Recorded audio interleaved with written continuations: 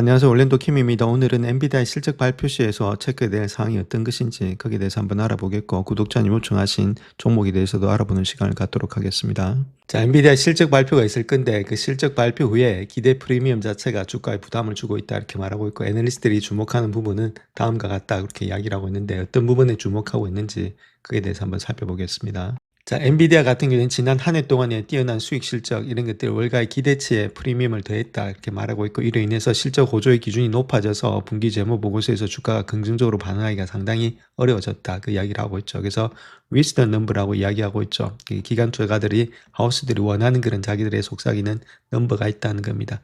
그걸 뛰어넘어야만이 주가가 더 올라간다. 웬만하면 지금 이제 인라인으로서 딱 맞춰지는 거 있죠. 지금 이제 원하는 가격대 그거 나와가지고는 답이 안 나온다 그렇게 말하고 있고 그래서 인라인이 아니고 계속되는 위스턴 넘버가 올라가야만이 주가가 달릴 수 있다. 저걸 먼저 우리가 아셔야 되겠습니다. 자, 그래서 그게 무슨 말이냐. 자, 그렇게 했을 때 이때까지 한 번도 비트를 안 한 적이 없습니다. 이제 2016년부터 시작해서 2025년도까지죠. 거의 한 10년이라는 세월을 계속해서 예측치보다도 에스티메이트 된 값보다도 리포트 된 값, 실질적인 값들이 다 비트를 했다. 그래서 2025년도만 보더라도 4.69인데 4.77로서 높게 나왔죠. 그래서 1.62% 이렇게 퍼센테지가 다 높게 나왔다는 겁니다. EPS가 다 좋게 나왔죠. 자, 그러니까 이것만 가지고는 이제는 더 이상 충족이 안 되겠다. 1등 하고 있는데 1등만 가지고 안 되겠고 특급을 해라. 자, 그 이야기를 하고 있는 거죠. 자, 매출도 마찬가지입니다. 매출도 계속해서 비트를 했고 이때 한 번만 미스했고 거의 다 비트를 했죠. 자, 그러니까 이런 가운데 있기 때문에 더 많은 것들 매출 역시도 더 많은 것들 매출의 총 이익률까지도 좋게 나와야 된다. 마진까지도 GP 마진까지도 좋게 나온다. 매출에서 매출의 원가를 뺀 그런 마진 자체도 좋게 나와야만이 내가 좋게 봐줄 수 있다. 75% 이상을 가질 수 있느냐. 자, 그 이야기를 하고 있는 거죠. 자, 그래서 이번에는 얼마 정도를 일단은 지금 이제 하우스등이 이야기하고 있느냐. 2010년도 2분기 때는 2.09달러 이야기하고 있고 2010년도 2분기 때 매출은 92.27빌리언을 얘기하고 있습니다. 아까 말씀드렸던 위스퍼 넘버 있죠. 요거 자체가 더 많이 나와야 된다는 것 이거보다. 자, 그렇게 해야만이 주가가 더 갈 수 있다. 자, 요거는 일단 인라인만 나오고 있는데 인라인만 가지고는 답이 안 나온다 그 이야기를 하고 있죠. 이렇게 나와 가지고는 더 이상 주가가 올라가기는 힘들다. 그래서 요 가격대 맞추면은 주가는 내려갈 거고 이 가격 이상 가면은 주가는 더 올라갈 수 있다. 자, 그렇게 우리가 보시면 되겠죠. 자, 그렇다면 바이사이드 쪽에서의 하우스의 위스너 넘버가 얼마만큼 되고 있느냐. 자, 그거 봐야 되는데, 기관 쪽에서는 여기 바이사이드도 있고, 셀사이드도 있습니다. 그게 바이 쪽으로 예측하는 사람, 셀 쪽으로 예측하는 사람 이렇게 따로 나눠져 있습니다. 그래서 바이사이드 쪽에 위스너 넘버를 본다면 속삭이는 내용이 2.09보다는 더 높은 2.12 정도를 예측하고 있고, 자, 이거 비슷하게 나오든지 이게 높게 나오면 주가는 달린다. 그렇게 보면 되겠고, 2분기 매출 있죠. 이것도 마찬가지로 92.07에서 92.20이었는데, 아까 보셨듯이 94에서 95, 이 높이 이상으로 나오든지 이상 쪽에 적어도 92 하단, 94 하단까지 나오면은 주가는 달린다. 3분기 매출의 가이던스 역시도 103빌리언 정도 예측되고 있는데 104빌리언 정도 예측이 되는데 107에서 108빌리언 이상이면은 주가는 달린다. 그래서 이 정도를 원하고 있는 것이 자, 하우스 쪽의 위스퍼 넘버다 이렇게 보면 되겠죠. 바이사이드에서. 그래서 요것들이 되느냐에 따라서 주가가 결정이 된다. 자, 그렇게 우리가 보시면 되겠습니다. 자, 그 다음 또 하나 봐야 될 것이 EPS 있죠. 그게 일단 성장률입니다. 성장률 보시면 여기는 99%까지 돼 있다가 2027년도 2분기 때는 자, 그러다 그 성장률이 YY 기준으로 82%, 그 다음에 65%, 그 다음 55%로 좀 꺾이죠. 성장률 자체가. 그래서 성장률이 계속해서 늘어나야 되는데 성장률이 좀 이렇게 오렌지색이 좀 꺾이고 있다는 것들은 그렇게 좋은 점이 안 되는 겁니다. 그래서 이런 것들이 계속해서 올라가야 되는데 성장률이 조금씩 꺾이고 있다. 성장률이 나쁜 편은 아닌데 자, 그러니까 이렇게 꺾인다는 것은 옛날처럼 이렇게 주가가 급격하게 올라가진 않는다. 자, 그걸 우리가 이쪽에서 알 수가 있다는 거겠죠. 자, 그래서 우리가 지난 4분기 동안의 주당 순이익, 매출, 향후의 전망치 모두 예상치를 충족하거나 상회했음에도 불구하고 실적 발표 다음날 주가가 하락하는 현상이 자, 거기에 따라서 아까 보여줬던 그런 것들 따라서 하락을 했다 이렇게 보시면 되겠습니다. 그래서 엔비디아는 지난 1년 동안의 모든 주요 실적 지표에서 예상치를 뛰어넘었다. 단순히 예상치를 충족했을 뿐이다. 작년 2분기에는 자, 그런 다음에 일단 부정적인 평가를 많이 받았다. 이렇게 이야기를 하고 있죠. 그래서 엔비디아 실적 전망치를 생각할 때 지난 3년간의 엔비디아가 꾸준히 예상치를 상회했다는 사실을 고려해야 된다. 따라서 엔비디아가 어떤 전망치를 제시하든지 간에 실제 실적은 그보다 약간 더 높을 것이라는 예상을 염두에 둬야 된다. 자, 그렇게 말을 하고 있죠. 아까 말씀드렸던 위스턴 넘버가 좋아야만이 주가가 달릴 수 있다. 자, 그 이야기를 하고 있는 거죠. 그래서 다음 요 차트 하나 보시게 되면 요거는 일단 엔비디아의 넥스트 데이 스탁의 리액션이 있죠. 반응이 어떻게 되느냐. 엔비디아 일대 실적 발표 후에 주가가 어떻게 움직이느냐. 그 이야기를 하고 있는데 한 10번 정도를 지금 체킹을 해봤더니 10번 중에서 한 6번 정도는 다 하락으로 발생이 됐다. 이렇게 밝히고 있죠. 그래서 2016년도 5월 달에도 1.77% 하락을 했고 여기는 뭐 더 많이 하락했지. 6월 달에는 5.45%, 그다음 3.5, 0.9 요때까지 지금 이제 한 4분기 동안 계속해서 하락세가 더 많았다는 겁니다. 그 이전에는 좀 상승세가 있었는데 저기 계속해서 일단 4분기 동안에 하락세가 많았다는 것은 계속되는 그렇게 위스턴 넘버를 많은 요구를 하고 있다. 그걸 충족시키지 못할 경우에는 주가가 다 빠졌다. 자, 그 이야기를 하고 있는 거죠. 자, 엔비디아 같은 경우에 있어서는 인공지능 구축의 부담을 통해서 상당 부분 엔비디아의 어깨에 놓이고 있는데 이 회사는 지배적인 하드웨어 공급뿐만 아니라 금융기관으로서의 역할까지도 점점 더 강화하고 있다 이렇게 보면 되겠고 거의 VC다 이렇게 보면 되겠죠. 벤처 캐피탈이다. 모든 회사에 다 지분이 출다되어 있고 옛날에 있던 MBS 있죠. 그다음 주택저당 채권 자 그런 거하고 또 똑같은 것들 다 컨소시엄에서 지금 이제 브렉락하고 같이 하고 있다 이렇게 보면 되겠습니다. 웬만한 금융기관이다 이렇게 보면 되겠죠. 그래서 엔비디아 무너지면은 게임이 끝난다 이렇게 보시면 되겠고 엔비디아 없이는 AI 생태계가 돌아가지 않는다. 자 그렇게 보면 되겠죠. 그래서 관건은 엔비디아 실적 발표에 투자자들에게 실제로 깊은 인상을 주기 위해서 무엇을 할 수 있느냐. 자 그게 되겠고 자 EPS는 2.09 그다음 매출은 922억 달러 예측하고 있는데 특별히 켄트 피츠제럴드 같은 경우는 3분기 매출 컨센서스를 1037억 달러로서 예측하고 있다. 자 그렇게 이야기를 하고 있습니다. 자 그다음 또 봐야 될 것이 이미 책정된 프리미엄 외에도 기대치를 뛰어넘는다면은 투자자들부터 찬사를 받을 것이고 로젠블랙 같은 경우에는 월요일에 3분기 매출의 전망치가 1,050억 달러에 넘으면은 예상치를 상회하는 것이고 1,100억 달러 넘으면은 엄청난 호실적이 될 거다. 자 그렇게 이야기를 하고 있죠. 자 그렇게 됐을 땐 주가는 상승한다. 그 이야기를 하고 있고 또한 하지만 회사가 AI 구축의 일환으로서 이익을 재투자하는 대신에 주주들에게 더 많은 이익을 환원할 계획이다. 그렇게 증거가 나타난다면 월가에서는 더 큰 찬사를 받을 것이다. 아무리 이익 잉여금 이런 것들 갖다가 소각을 한다든지 배당을 준다든지 그렇게 했을 때는 멀티플을 더 준다. 자, 그 이야기를 하고 있는 것이죠. 그래서 만약에 실적 발표 결과가 투자자들을 놀라게 하지 못한다면 기대하는 또 다른 촉매제에 있어서는 프리캐시플로의 50%를 자사주 매입, 그 다음에 배당금 증액, 자, 그런 게 재투자하겠다는 약속만 있으면 주가는 달릴 수 있다. 그 이야기를 하고 있고. 그래서 예를 들어서 지금 엔비디아의 지분 구조의 변화 가능성을 소비자 가전 제조업체인 애플과 한번 비교해 볼 것 같으면은 회사의 대표 제품인 아이폰의 성장세가 둔화되기 시작한 후에 아이폰의 판매량이 항상 부진하자 아무도 만족하지 못했지만은 자사주 매입을 했다는 겁니다. 즉 말해서 이는 그렇게 올라가지 않고 있는데 아무래도 주식수 이런 것들은 내려가 버리니까 이 주식수를 소각한다든지 그렇게 하니까 EPS는 전반적으로 올라갔다는 이야기 되겠죠. 자, 그렇게 할 수 있는 방법이 있는 것이 엔비디아가 되지 않겠나. 주가를 올리기 위해서는 자, 그 이야기를 하고 있는 겁니다. 자, 또한 엔비디아의 지금 AI 칩의 플랫폼인 베라루빈에 대한 소식도 주가에 영향을 미칠 수 있지만 업계 전문가들은 기술적 영향이 실제 상업적 수요로 훨씬 앞서가는 것으로 보이기 때문에 단기적인 실용화 가능성에 대한 의문을 제기하고 있다. 자, 얼마만큼의 상업적 수요가 더 중요하다. 그 이야기를 하고 있는 거고.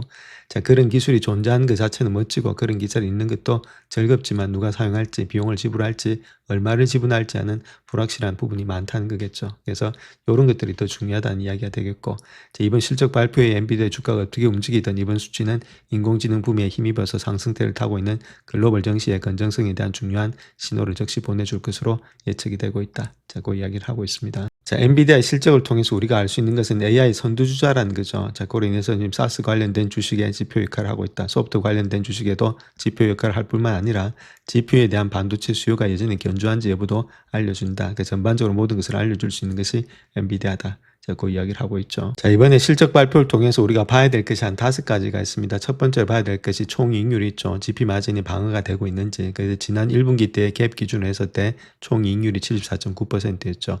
그 다음 회사가 2분기 때 가이던스 역시도 74.9%였습니다. 그래서 실제 이익률보다 이보다 좀 하락이 된다면은 시장은 아무래도 생산의 병목 현상이나 부품 단가 상승으로 수익성이 압박을 갖다 해석할 수 있는데 자, 이러한 높아진 시장의 눈높이를 고려해 볼 때 주가의 방향을 가름짓는 가장 중요한 펀더멘탈이 GP 마진이다 이렇게 보면 되겠습니다. 그래서 75% 정도가 되고 있는지 그 이하로 가는지 위로 가는지 체킹을 하자. 첫 번째. 자, 두 번째는 데이터 센터 매출, 그 다음 하이퍼스케일의 캐펙스가 어떻게 되고 있는지 상관관계인데 자, 핵심 사업인 데이터 센터 부분의 예상 매출이 전년 대비 170% 늘어난 854억 달러 규모가 되고 있는데 자, 마소, 구글, 메타, AWS 4대 하이퍼스케일 기업들의 연간 합산 지출, 이런 캐펙스를 갖다가 크게 증가하는 가운데 엔비디아의 매출에 매출의 성장이 이들의 투자 증가율을 갖다 계속해서 추월하고 있는지 그게 키포인트가 되겠죠. 그래서 확고한 시장의 지배력을 증명하고 있는지가 핵심이다. 이 두 가지가 첫 번째, 두 번째가 되지 않겠나 그렇게 생각을 하고 있습니다. 자, 그다음 또 세 번째는 HBM 등의 공급의 병목 현상의 완화 시점이다 이렇게 볼 수 있는데 현재 글로벌 생산 능력이 폭증하는 AI 칩 수요를 단기적으로 따라잡지 못한 가장 큰 이유가 메모리 HBM과 첨단 패키징의 공정 병목 현상이다 이렇게 말하고 있고 그래서 경영진이 SK하이닉스, 삼성전자, 마이크론 테크놀로지의 메모리 밴드들과 협력을 통해서 구조적인 수급 불균형을 언제쯤 완화할 수 있을 것으로 전망하는지가 향후 가이던스를 반드시 확인해야 될 거다. 이거 중요하겠죠. 그래서 뭐 한국에 있는 업체들하고 다 같이 가고 있으니까 이런 것들 HBM의 공급망 병목 이런 것들을 체킹하자. 그 다음 중요한 것이 네 번째가 네트워킹 부분의 폭발적인 성장이 어떻게 되고 있느냐. 이것도 중요한 내용이죠. 그래서 AI 훈련의 클러스터가 초거대 분산 아키텍처로 진화하면서 GPU 간의 변목 없는 데이터 전송이 중요하다는 겁니다. 그래서 이런 것들을 돕는 네트워크 장비의 중요성이 커지고 있다. 그래서 뭐 광통신 이런 데다 돈을 갖다 많이 투입하고 있죠. 마벨 테크놀로지 이런데. 그래서 멜라녹스를 주축으로 한 네트워킹의 부분 매출이 전년 대비 270% 이상 급증했는데 하드웨어 컴퓨팅 성장세를 앞지를 것으로 예상이 되고 있다. 그래서 지금 이제 엔비디아 제2의 성장 동력으로 안착했는지를 살펴봐야 된다. 자, 얼마만큼의 엔비링크를 통해서 이제 네트워킹 분야가 더욱더 단단해지고 있는지 거기에 대한 또 병목은 없는지 자, 그런 것들을 체킹하자 그 이야기를 하고 있죠. 자, 그 다음 또 마지막으로 봐야 될 것이 미국의 수출 규제로 인해서 중국 시장에서 25억 달러 규모의 주분 배송 불가능 상태로 남는 등 향후 6개월간의 누적 매출 손실이 150억 달러에 이를 것으로 분석이 있는데 이는 단순한 일회성 비용을 넘어서서 하웨이 등의 중국 내 자체에 대한 칩의 시장 점유율 확대로 이어지고 있다. 그래서 이러한 구조적 이익의 잠식 요인에 대해서 경영진이 어떤 타겟책을 내놓을지 자, 그런 것들도 한번 중국에 대한 것들도 한번 체킹해보자. 한 5가지 정도가 되지 않겠는가. 자, 그렇게 우리가 볼 수가 있겠습니다. 자, 그래서 단기적으로 봤을 때는 제가 보는 관점에서는 200불대 있죠. 자, 200불대 201선입니다. 자, 거기부터 시작해서 230불대, 자, 요 라인대에서 움직이지 않겠는가. 제가 저번 시간에도 말씀드렸듯이 그 콜월이 여기 있고, 여기는 풋월이 있습니다. 그래서 아무래도 올라갈 때마다 콜월 쪽에서 때려 내리는 것들, 그 다음 풋월이 있기 때문에 내려갈 때마다 받치는 세력들이 있기 때문에 요 안에서 좀 놀 가능성이 많이 있겠다. 그렇게 보면 되겠고. 자, 그럼에도 불구하고 P 레이쇼 밸류에이션은 20배수 밑에 있습니다. 그런 가운데 있기 때문에 200불대 근처라든지 그 밑에 빠진다면 또 매수 관점에서 접근해야 되지 않겠나. 제가 그렇게 생각을 하고 있습니다. 자, 오늘 살펴볼 종목은 ASTI다 이렇게 보면 되겠고 시총이 4.2빌리언 정도 되고 있고 P 레이쇼는 75배수 정도 되고 있다. 그래서 세마이컨덕터, 머티리얼, 이퀴먼트, 자, 장비 쪽이다 반도체. 자, 그렇게 우리가 보시면 되겠죠. 자, 그래서 이 회사가 어떤 회사냐 했을 땐 복합이라든지 단일의 원소 반도체 기판에 지금 이제 웨이퍼의 설계, 개발, 제조, 유통을 전문으로 하는 재료과학 기업이다 이렇게 보시면 되겠고 특별히 인듐, 이나물 기판 이런 것들이 첨단 데이터 센터의 광 연결이라든지 AI 기반의 인프라의 필수적인 소재가 되고 있는데 이런 것들을 통해서 글로벌 하이퍼스케일러 기업들의 수요가 크게 증가하고 있다. 이런 것들 때문에 주가 많이 뛰었죠. 그래서 상당한 또 수주 잔고를 확보하고 있다. 이것이 이제 핵심이 되지 않겠는가. 자, 그렇게 우리가 보시면 되겠습니다. 자, 그렇다면 불케이스를 한번 보게 되면 강세론적 입장에서 본다면 2020년도 2분기에 전년 동기 대비해서 164%, 전 분기 대비해서 77%가 증가한 4,760만 달러의 기록적인 매출을 달성했다는 것들. 그다음 EPS 역시도 예측치가 0.07인데 이번에 0.19로서 큰 폭의 상승을 했다 이렇게 말하고 있죠.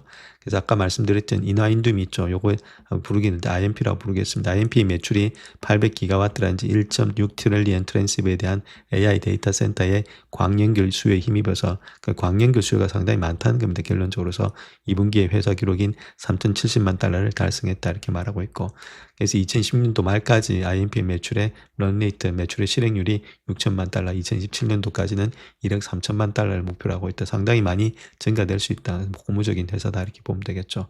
그래서 루멘텀 2031년까지 지금 8,700만 달러, 코이런트가 2,230만 달러, 카셀라가 2,540만 달러를 장기 공급 계약을 하고 있기 때문에 이런 걸 통해서 수주 잔고가 1억 달러를 초과하면서 계속해서 증가되고 있다. 수주 잔고도 많다 이렇게 보면 되겠죠. 이런 것들이 있으니까 주가가 많이 올라갈 수밖에 없겠고 배수가 많이 일단은 멀티플을 많이 받고 있다. 그렇게 보면 되겠고 자, 난객 기준으로 봤을 때 GP 마진 역시도 8.2%에서 2010년도에는 45%로 극적으로 확대됐다. 남는 것도 많다는 거겠죠. 그래서 40% 이상의 지속적인 마진을 목표로 하고 있고 IMP의 비중이 증가되면서 더 큰 직경의 기판이 책득됨에 따라서 앞으로 5자리로 시작하는 총 마진 50%대가 달성이 가능하다. 자, 그렇게 이야기를 하고 있죠. 자, 그다음 또 가장 중요한 것은 AXT 같은 경우는 전 세계적으로 고품질의 IMP를 생산하는 단 3개 기업 중에 하나다 그렇게 말하고 있고, 용량의 증설과 무관하게 수요가 공급을 지속적으로 초과하는 공급의 제약 시장에서 거의 독점적인 위치를 차지하고 있다 이렇게 말하고 있고, 6월 30일 기준으로 해서 현금 쓴 자산 이것들이 투자금은 7억 4,880만 달러에 달하고 있고, 단기적으로 자금 조달 위험 없이 계획된 생산 능력의 확장이라든지 전략적인 투자를 위한 충분한 자본을 보유하고 있다. 그렇게 이야기를 하고 있죠. 자, 그렇다면 베어 케이스 약세론을 한번 봐야 되는데, 2020년도 회계 기준에서 선행 P 레이쇼 이런 것들이 상당히 높다는 겁니다. 자, 밸류에이션이 높다는 것 첫 번째, 두 번째는 제조공정 자회사가 통매를 통해서 중국에 크게 집중되어 있다는 것들. 그래서 예측 불가능한 수출의 허가 시기, 미중 무역 긴장, 그리고 과거의 북미 지역의 매출에 급강시켰던 관세 이런 것들에 위험에 노출돼 있다. 그렇게 보면 되겠고, 또한 2분기에 실지된 2차의 유상증자 있죠. 요거 통해서 에쿼티 오프닝이 6억 3,200만 달러를 조달했지만은 기존의 주주 가치가 상당히 희석되었다는 것들. 그래서 가중평균 희석의 주식수가 6,350만 주까지 증가됐다. 그래서 이런 것들의 희석 위험이 존재한다는 것들. 그 세 번째. 자, 네 번째로 역사적으로 수익성이 좀 약화됐다는 것들. 자, 아무래도 다른 것보다는 수요나 수출 허가가 실망스러워서 다시금 수익성이 약화될 경우에는 현재의 높은 밸류에이션에 대한 심각한 압박을 가할 수 있다. 이렇게 우리가 보시면 되겠죠. 자, 그 다음 또 수출의 허가 시기가 여전히 불확실하고 예측이 불가능하다는 것들. 경영진은 특정 고객이라든지 주문에 대한 허가 승인을 보장할 수 없기 때문에 강력한 수주 잔고에도 불구하고 매출 인식의 위험을 야기한다. 그렇게 이야기를 하고 있고, 자, 계획된 자회사 통매의 IPO가 또 중국의 가창판에서 홍콩 거래소로 변경되면서 1년이 지연되었고, 사모펀드에 투자한 그런 4,900만 달러에 대한 상환 청구권이 발생되었다. 그렇게 말하고 있죠. IPO 안 하니까 돈 돌려달라고 지금 프라이 에쿼티에서 이야기하고 있다는 것들. 이런 것들이 좀 약간의 이제 베어 케이스다. 이렇게 보시면 되겠죠. 자, 애널리스트의 EPS 전망치 보게 되면 2016년도가 0.86 정도 되고 있고, 2017년도가 2.24, 그 다음에 2018년도는 3.61로서 계속해서 엄청난 성장을 보여주고 있죠. 그래서 P 레이쇼가 2027년도에 42배, 2018년도에는 26.6배로서 압축된다 이렇게 말하고 있습니다. 그런 가운데 있기 때문에 시간이 좀 지나면은 자, 밸류에이션이 높은 것들이 좀 내려오기 때문에 충분히 일단 상승 여력이 있다. 자, 그 이야기를 하고 있죠. 자, 또한 2020년도 2분기 실적 발표 후에 목표 주가를 90달러에서 125달러에서 상향 조정하면서 시장 수익률 상회로 일단 등급을 부여하고 있다 이렇게 말하고 있고, 자, 애널리스트의 컨센서스를 본다면 55달러에서 125달러 사이에서 중간값이 한 91달러로 나타나고 있다. 그렇게 보면 되겠고, 또한 AXT의 상위 5개의 고객 비중이 전체 매출의 한 30%에 불과했고 10%를 초과하는 단일 고객은 없었다는 겁니다. 그래서 이는 이전 기간보다 매출 기반이 더욱더 다변화됐음을 나타내고 있는 긍정적인 위험 관리 신호가 되고 있다. 자, 그렇게 이야기를 하고 있죠. 자, 또한 회사는 3에서 4인치 웨이프보다 기하급 수준으로 더 어려운 6인치 IMP 기판의 개발을 추진하고 있는데, 성공할 때는 생산량 증가, 마진 개선, 경쟁 우위 이런 강화를 뒷받침할 것이다. 그래서 AXTI를 추종하고 있는 레버리지 ETF 2배짜리가 2016년도 8월에 CBOE에 상장돼서 거래량과 변동성이 증가했다는 거죠.